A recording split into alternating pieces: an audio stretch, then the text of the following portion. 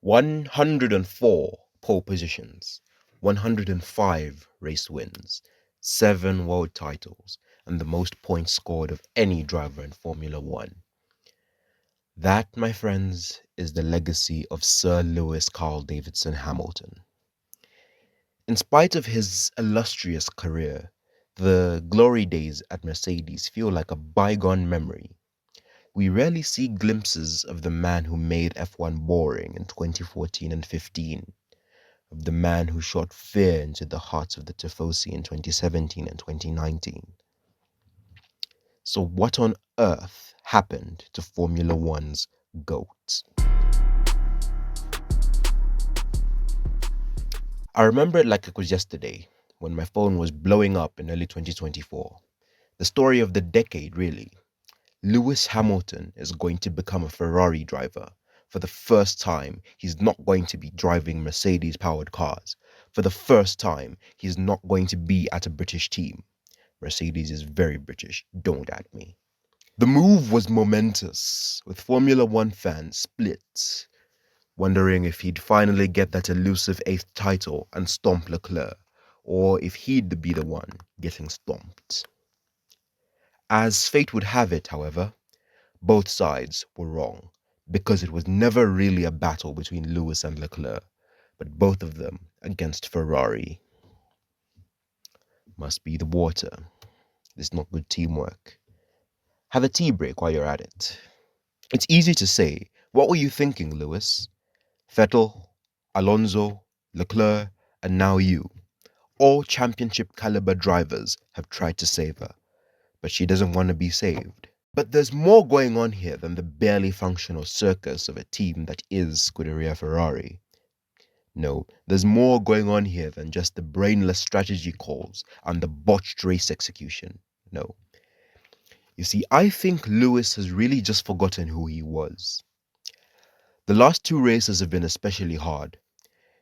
We, as fans, have high expectations of him, but Lewis's expectations of himself are on another level. Without those, he wouldn't be a 7-time world champion.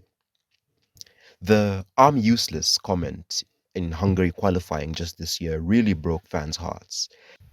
It's especially heartbreaking considering exactly 1 race prior, Lewis had a monumental recovery back in Spa. In a weather-affected race, even though it was barely weather-affected, Lewis Hamilton came back from starting in the pit lane to finishing in the points. At that point being the only driver on the grid outside of Oscar Piastri to score points in every single race weekend this year. We've seen glimpses of Lewis's attitude before, particularly in 2022, when his seemingly inexplicable lack of pace became apparent. Did 2021 really break him that much? That, of course, was the question on our minds. However, we often forget what happened the next year.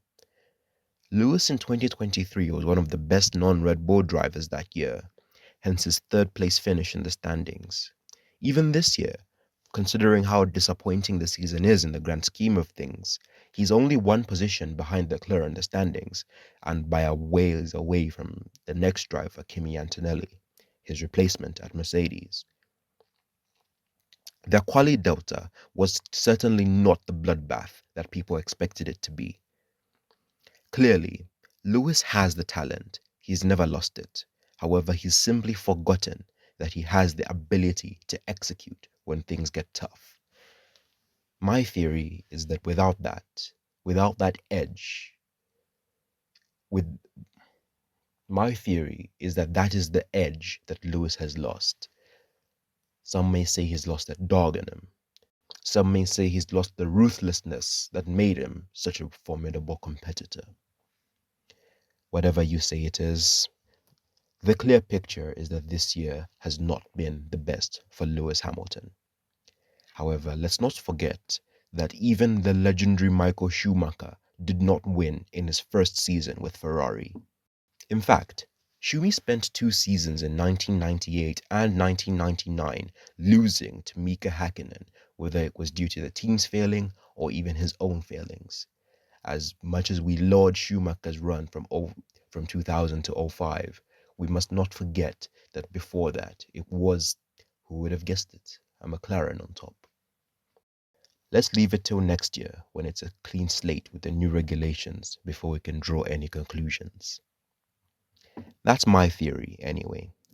Let me know what you think the problem is in the comments, and feel free to like and subscribe for more F1 content. This is my first video, so any support really helps the channel.